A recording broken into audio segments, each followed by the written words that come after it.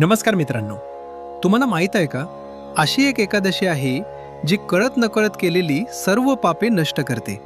होय, त्या पवित्र दिवसाचे नाव आहे पापमोचिनी एकादशी. 2026 मध्ये पापमोचिनी एकादशीला मार्च रविवारी येत आहे.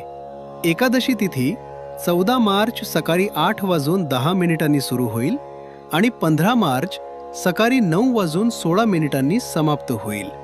उपवास सोडण्याची म्हणजेच पारणाची वेळ 16 मार्च रोजी सकाळी 6:30 ते 8:54 दरम्यान आहे.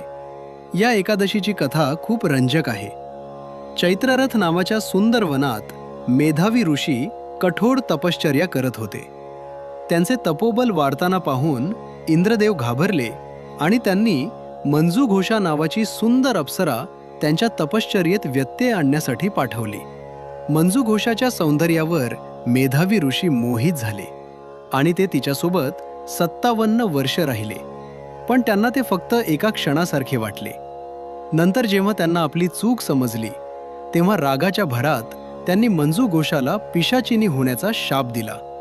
घाबरलेल्या मंजू घोषानं क्षमा मागितली. त्यानंतर च्यवन ऋषींच्या सल्ल्यानुसार दोघांनीही श्रद्धेने पापमोचिनी एकादशीचे व्रत केले. या व्रताच्या प्रभावाने मंजू घोषा शापमुक्त झाली आणि मेधावी ऋषींना त्यांचे गमावलेले तपोबल पुन्हा प्राप्त झाले. म्हणून मित्रांनो, या दिवशी भगवान विष्णूची पूजा करा, विष्णू सहस्रनामाचा जप करा आणि गरजू लोकांना किंवा ब्राह्मणांना दान करा. अशाच माहितीपूर्ण व्हिडिओसाठी मला फॉलो करा आणि कमेंटमध्ये ओम नमो भगवते वासुदेवाय नक्की लिहा.